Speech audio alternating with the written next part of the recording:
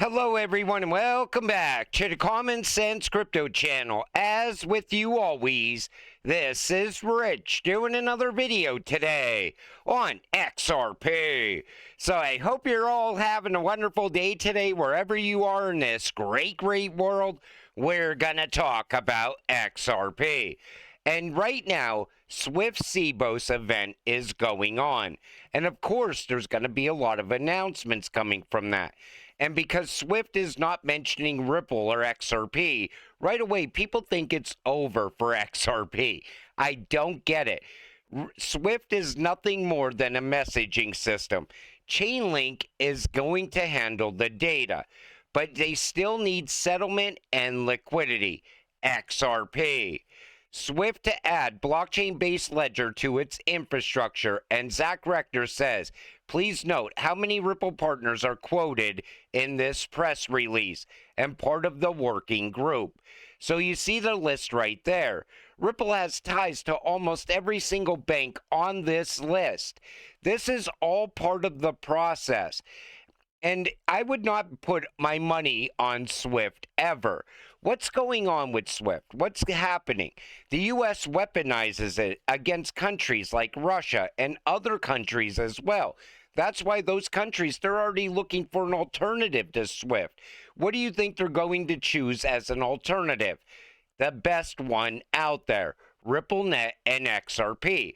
That's why Ripple has rails in every single BRICS country. So as far as Swift going forward, they're still going to remain just messaging. Pano says, I wrote this 5 years ago. Now it's relevant again with the recent Swift community developments. We all know that Swift is owned by the top banks, aka the banking cartel. Ripple combined with XRP have the solution already. There is no second best. And even back then, Brad Garlinghouse said, Swift GPI is like putting a Ferrari shell on a Model T engine. It's a cosmetic upgrade on old infrastructure. Messaging is still not tied to settlement. It's unidirectional and can't solve for liquidity. And Swift is also going to remain expensive. People are tired of the fees. The banks, they're not even happy with Swift. Customers are not happy with Swift. They're all looking for something better. Ripple has that solution. Plus, they have the patents for that solution as well. Ripple Interledger Protocol pushes XRP across the Swift network. The Interledger Protocol synchronizes separate ledgers without creating a separate ledger. It operates like Swift, where successful processing of a payment message results in contractual obligations to pay between nodes and intermediaries. ILP is Ripple's primary strategy and pathway for mainstream adoption of the XRP ledger. By making ILP compatible with Swift, Ripple ensures XRP and its technology can integrate with the world's largest payment networks. Its significance is documented in the fact that Ripple is cited as evolving into the Interledger protocol. Ripple understood that the world will never agree on one ledger, which is why it created Interledger protocol to begin with, to enable interoperability across multiple systems. Interledger protocol is the key. That comes from smoke. And here's a fun fact. Hyperledger Foundation, QNT, confirmed that they need the Interledger protocol to interact with Ripple. At this point, all the focus is on Interledger. Interledger is targeted at everyone and anyone. Interledger protocol equals the Internet of Value. That's how you're going to see Ripple and QNT connect together. But you're also going to see Ripple or XRP connect with XDC. They're all going to be working side by side. None of these cryptocurrencies are fighting each other. It's just the people that are holding these cryptocurrencies. The retail investors all over crypto Twitter. And here's another example. This comes from Wrath of Common. Money runs on connectivity. Ripple partner Thunes plugged its pay-to-bank service into Swift. This means Ripple liquidity that is routed through Thunes can reach any Swift-connected bank, said to cover 11,000 banks. Ripple is already making the connections to Swift, if not direct connections, through partners of Ripple. This is how XRP will get embedded into the Swift network. This is how you will see your XRP easily go above $100. Most likely in a very short period of time, as countries keep pushing away from the SWIFT system and banks are pushing away from it, you will see $1,000 XRP sooner than you think. And it's always about the last mile. Remember, that's what Brad always talked about. Same thing with David Schwartz. They said you could create the greatest app ever created. And on the front end, it looks shiny and it looks new and it's great. But then all of a sudden, as you start using the app, you realize the problems are still existing. Because usually those apps are somehow tied to Swift as well, or other banking services that have problems on the back end. And that's what Ripple is setting out to fix, the last mile. And that's also what's very costly and also causes a lot of transactions to either be delayed or canceled altogether. Ripple fixes it. In a tweet, XRP community commenter and game developer Chad Steingraber predicted that only 21 million XRP may remain available for public trading in the near future. Now, I think he chose that number because there's 21 million Bitcoin, but I do believe he is right.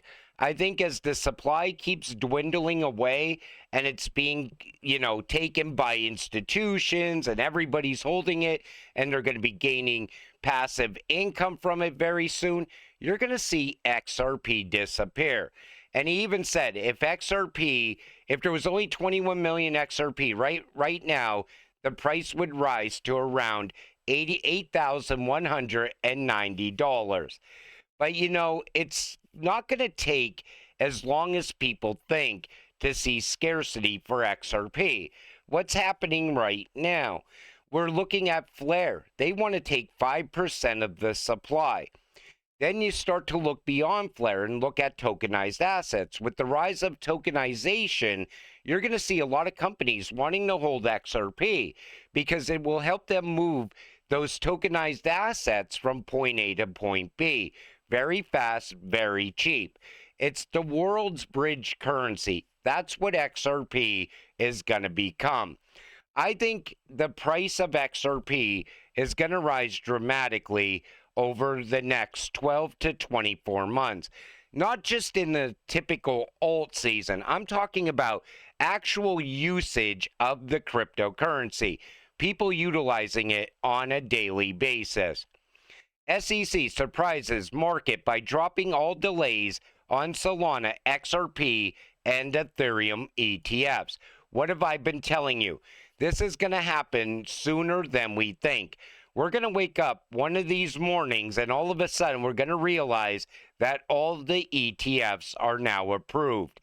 Even Eleanor Tourette mentioned this as well.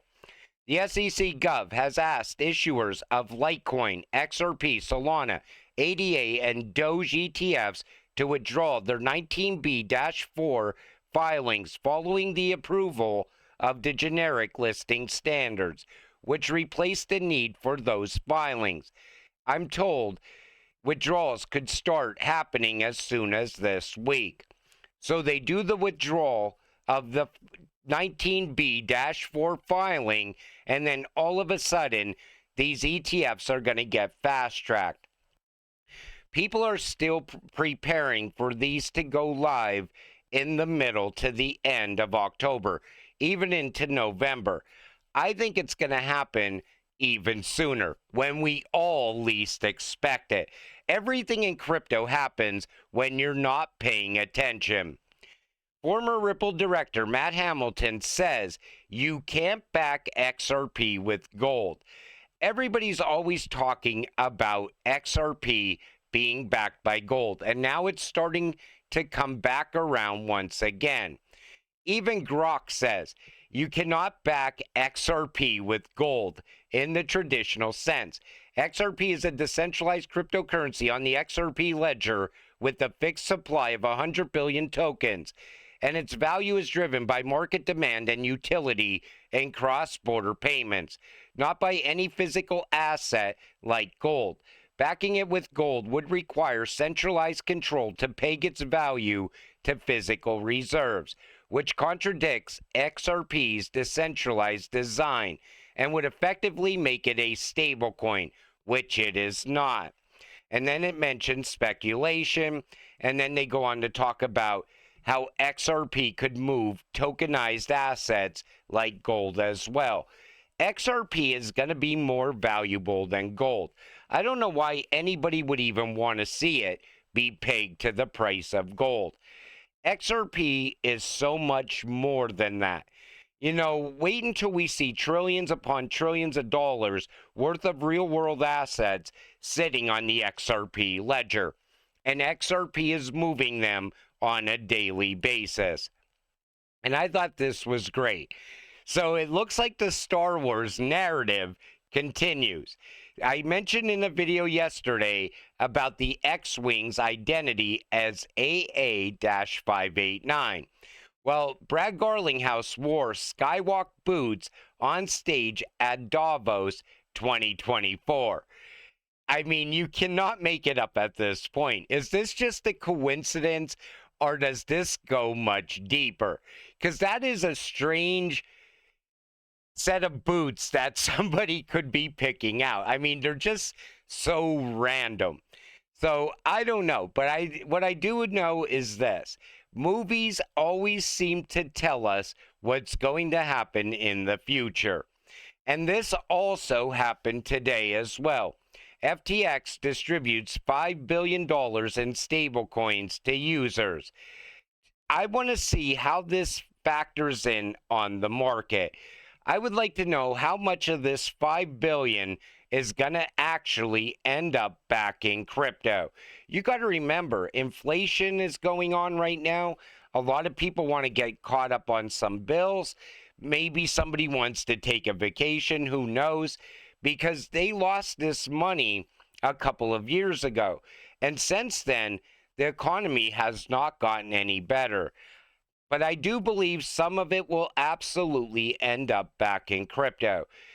But how much, we really don't know. I see people saying that full $5 billion's coming back into this market.